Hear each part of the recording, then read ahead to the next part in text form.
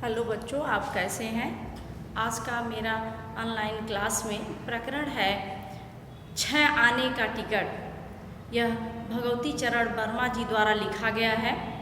एक कक्षा सप्तम के पाठ्यक्रम में जो नई किताब आई है उदिता भाग 7 में यह लिखा है, लिपिबद्ध है। तो सबसे पहले हम लेखक के जीवन परिचय पर ध्यान देंगे। लेखक का जन्म, भगवती चरण वर्मा जी का जन्म 30 अगस्त 1903 में उन्नाव जिले के सफीपुर गांव में हुआ था। रचना इनकी भूले बिसरे चित्र, मधुकलश, प्रेम संगीत, मानव रंगों के मोह, पतन, एक दिन, टेढ़े मेढ़े रास्ते, ऐसे हमारी उलझन आदि है। इनकी मृत्यु 5 अक्टूबर 1981 को माँ सरस्वती के इस अमर गायक ने सरस्वती मैया सदैव के लिए पंचतत्व में विलीन हो गए। बड़े दुख की बात है, लेकिन यह ईश्वर का यह नियम है, जो आता है वो जाएगा भी। यह इन्हें पद्म भूषण का पुरस्कार जो है 1971 में और 1961 में इन्हें भूले बिसरे चित्र पर साहित्य अकादमी पुरस्कार मिला था। 1971 में इन्हें पद्म भूषण का पुरस्कार और 1961 में इन्हें भूले बिसरे चित्र पर साहित्य अकादमी पुरस्कार मिला था। फिल्म में भी के जगत में भी इन्होंने कुछ कार्य किया था। शब्दार्थ है कुछ काठिन्य निवारण, लेटर पैड, पत्र लिखने वाला एक कोरा कागज जिस पर प्रेषक और प्रेषिका का नाम वगैरह सब छपा रहता है। लागत, व्यय, कीमत, मुलाकाती, भेंट वार्ता, असबाब, सामान, असबाब उर्दू भाषा का शब्द है। ट्राम, पटरियों पर विद्युत से चलने वाली गाड़ी है। मर्माहत, मर्म पर चोट अर्थात मन पर जब आघात होता है उसे मर्माहत शब्द कहा गया है। अब कहानी में इसमें प्रमुख पात्र जो है यह श्याम किशोर जी हैं और राम खिलावन नारायण सिंह जी हैं, और अन्य पात्र में या गौण पात्र में दफ्तर के अन्य कर्मचारी हैं। तो यह राम खिलावन जी जो हैं अतिथि बन करके यहाँ जाते हैं श्याम किशोर जी के यहाँ। श्याम किशोर जी एक दफ्तर में संपादक हैं और जब वह अपने काउंटर पर बैठे रहते हैं उसी समय राम खिलावन जी वहाँ उपस्थित होते हैं। और जब जाते हैं तो वह तो देखे नहीं रहते हैं, क्योंकि उनकी बड़ी शिकायत रहती है। कई बार वह अपनी कविताओं को प्रकाशित होने के लिए भेजते हैं, लेकिन उनकी प्रकाशित हो नहीं पाती है, इसीलिए वह अपनी कविताओं को लेकर के संग्रह करके लेके गए छपवाने के लिए। तो उसी श्याम किशोर जी से पूछते हैं कि श्याम किशोर जी दफ्तर हैं कि नहीं, कहाँ हैं। तो कहें कि श्याम किशोर जी से ही पूछ रहे हैं, वह तो कभी उनसे मुखातिब थे नहीं, मतलब कभी देखे नहीं थे। मुखातिब का अर्थ कभी देखे नहीं थे। तो श्याम किशोर जी थोड़ा दिल्लगी स्वभाव के थे, मजाकिया। वह कह रहे हैं कि नहीं, श्याम किशोर जी तो यहाँ नहीं हैं, कहीं बाहर गए हैं 1 सप्ताह के लिए। तो राम खिलावन जी भी खाली आदमी कह रहे हैं कि हम अब उनसे इतनी दूर से मिलने आए हैं तो मिल कर के ही जाएंगे। दूर गए हैं तो आएंगे ही, 1 सप्ताह में आएंगे।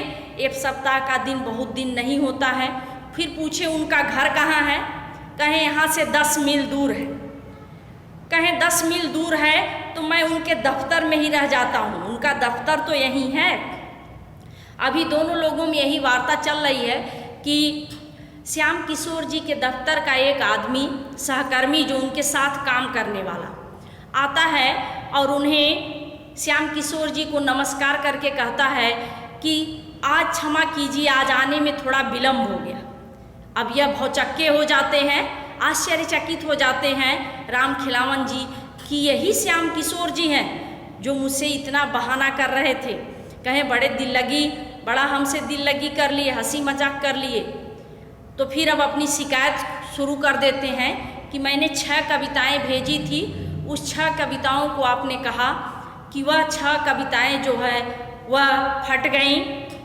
फिर मैंने 6 के बाद 12 कविताएं भेजी, उसको आपने कहा कि आधी में उड़ गईं। फिर मैंने 18 कविताएं भेजी, 6 के गुणांक से ही बढ़ रहे हैं। फिर मैंने 18 कविताएं भेजी। उन 18 कविताओं के विषय में आपने लिख कर भेजा कि यह जिसको मैंने छपने के उसके संपादन के लिए दिया था वह इसको पढ़ करके उसके अंदर ऐसा वैराग्य आ गया कि वह सन्यासी बन गया और अपने साथ कविता को भी लेके चला गया। तो इसलिए मैं अपनी 24 कविताओं को, 6 के गुणांक में ही बढ़ रहे, मैं अपनी 24 कविताओं को लेकर स्वयं आया हूँ और आपका अभी इतने दूर से आए हैं और कह रहे हैं अब श्याम किशोर जी अपने मन में कि अब इनका आतिथ्य स्वीकार ही करना पड़ेगा, इनको अतिथि बनाना ही पड़ेगा। तो वह कहते हैं पता लगा लिए थे राम खिलावन जी पहले से ही, पता नहीं कैसे, कि दफ्तर में एक जो है बाहर मेहमानों के अतिथियों के आने ठहरने के लिए एक कमरा है, तो उसी में वह रहने के लिए कहते हैं। कुछ दिन वहाँ रहते हैं, फिर इसके बाद उन्हें कम समय मिल जाता है, बातूनी स्वभाव के थे थोड़ा। तो कहते हैं कि श्याम किशोर जी अब यहाँ मुझे रहना बहुत अच्छा नहीं लगता है, इससे अच्छा मैं आपके घर मकान पर ही रहूं, जिससे घर का खाना भी मिलेगा, भोजन भी मिलेगा और आपसे अधिक समय तक वार्ता करने का हमें समय भी मिलेगा, अवसर भी पा जाऊंगा। अब श्याम किशोर जी थोड़ा इस तरह से बेमुरौवत कहने वाले आदमी नहीं है कि बेसिल कि हम कह दे नहीं रखेंगे, इसलिए कहते हैं ठीक है जैसी आपकी इच्छा। उन्हें घर ले जाते हैं और रविवार के दिन या बहुत सुबह ही, अभी श्याम किशोर जी सोए ही हैं और राम खिलावन जी सुबह स्नान ध्यान करके और तैयार रहते हैं। कहते हैं आज आपके छुट्टी का दिन है, रविवार है, आज आपको दफ्तर नहीं जाना है, तो आज हमारे साथ हमें कलकत्ता घुमा दीजिए, हमें बड़ा मन है कलकत्ता घूमने के लिए।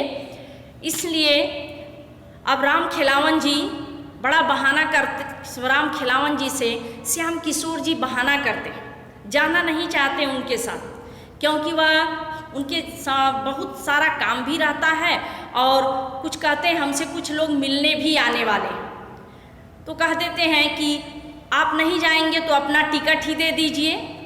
कहें उस टिकट को मेरा कोई प्रिय दोस्त जो है वह लेकर के चला गया है, ट्राम का जो गाड़ी का टिकट है उनका निःशुल्क बना था वह लेके चला गया है। कहे मैं उसका वेट कर लेता हूँ।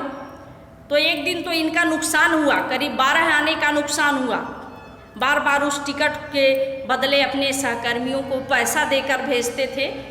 फिर धीरे धीरे अब सोचे कि अपने उस सहकर्मी को बुलाएं और कहें इन्हें के लिए 2-6 आने का टिकट लेकर के आओ। इस 6 आने के टिकट पर ही संपूर्ण कहानी घूम रही। 2-6 आने का टिकट लेकर के आओ। तड़के ही तपाक से बोले राम खिलावन जी, एक ही टिकट लाना, मैं अकेले कलकत्ता घूम लूँगा। फिर राम खिलावन जी नाश्ता करके, नाश्ता भी जम करके करते हैं, नाश्ता बढ़िया से करके और कलकत्ता घूमने निकल जाते हैं और अपने साथ 2 आने ले लेते हैं।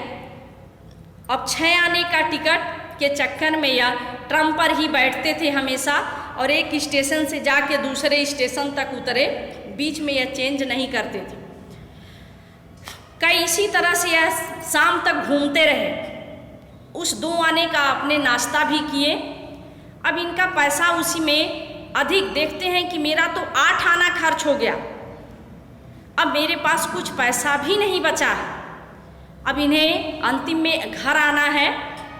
अब उस समय रात के 11 बज रहे हैं।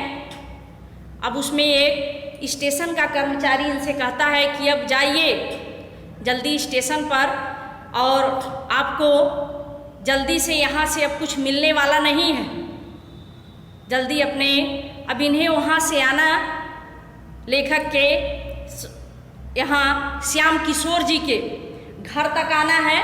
अब इस घर तक आने के लिए इनके पास 2 आने चाहिए। अब इस 2 आने था ही नहीं, लास्ट में बेलगछिया घूमने चले गए। हावड़ा घूमे, सब घूमे, उसके बाद बेलगछिया 2 आने में घूम लिए। अब पैसा बचा ही नहीं था, क्या करें, किसी तरह से पैदल वहाँ से आने लगे। अब बड़े चौराहे पर जैसे आते हैं, पुलिस वाले इनको पकड़ लेते हैं, क्योंकि ये इतने थक चुके थे कि इनके मुंह से कुछ शब्द ही नहीं निकल रहा था कि क्या कहना चाह रहे हैं और क्या। अब वो सब सोचते हैं पुलिस वाले कि रात में इस तरह से इधर उधर पैर डालते हुए सीधी तरह से जिसको चला नहीं जा रहा है, हो सकता है मदिरा पान किए हों। अब ऐसा लगता है, लेकिन कुछ ऐसा था नहीं। वो तो बेचारे थक चुके थे, भूख प्यास से तड़प रहे थे, उनसे सीधे मुंह बात नहीं निकल रही थी। इसी तरह से आते हैं और पुलिस वाले इनको थाने ले जा कर के बंद कर देते। रात में 2 बजे इनके पास श्याम किशोर जी के पास फ़ोन आता है कि राम खिलावन जी आपके यहाँ अतिथि बने हैं, आ करके इनको थाने छुड़ा लीजिए, यह बहुत ही मदिरा पान किए थे। अब उस समय श्याम किशोर जी के विश्वास पर इतना बड़ा धक्का लगता है कि जब राम खिलावन जैसे लोग जो दूसरे के यहाँ जा करके अपने जाने का नाम नहीं ले रहे हैं, ऐसे लोग जब मदिरा पान कर सकते हैं, तो मेरा जीवन तो अकारत ही है, अर्थात मुझे भी तो करना चाहिए था। मैं सात्विक जीवन बिताता रह गया और उस समय इनके विश्वास को बहुत धक्का लगता है कि राम खिलावन जी तो बड़े पहुँचे निकले। फिर इसके बाद यह उनको छुड़ा करके लाते हैं। अब 5 रुपए दे के छुड़ा के लाते हैं। अब छुड़ाना, इनके अतिथि थे तो छुड़ाना स्वाभाविक ही था। छुड़ा के लेके आते हैं। आने पर जब पूछते हैं तो बड़े देर तक तो अपने ऊपर वह राम खिलावन जी झल्लाते हैं। अंत में बताते हैं, श्याम किशोर जी के मन में भी बड़ा कौतूहल होता है कि जाने कि ये मदिरा पान किए हैं कि नहीं किए हैं, ऐसा क्या आ गया कि मदिरा पान कर लिए। तो राम खिलावन जी अपनी आप बीती बताते हैं, हमारे ऊपर क्या क्या बीती। कितना मैं उस 6 आने के टिकट के चक्कर में मेरा 12 आना खर्च हो गया और मैं पैदल भी चला, और इस तरह से मैं इतना थक चुका था कि पुलिस वालों को मैं न समझा सका और न वो समझ सके। उन्हें लगा कि मैं मदिरा पान किया हूँ, इसलिए मुझे थाने में ले जाके बंद कर दिए। तो इस तरह से फिर उन्हें श्याम किशोर जी कहते हैं कि अब आप आए उस समय शायद अच्छी नहीं थी। हमारे हिंदुस्तान में भी देखा जाता है कि हम घर से निकलें तो अच्छी मुहूर्त हो, शायद हो। तो अब आप राम खिलावन जी घर चले जाइए।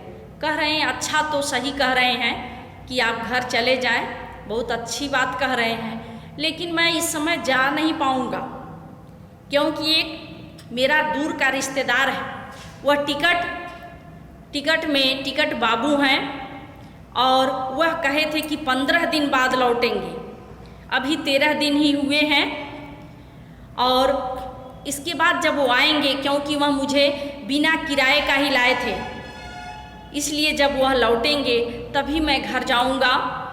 लेखक बड़े प्रसन्न होते हैं इनकी बात सुन के।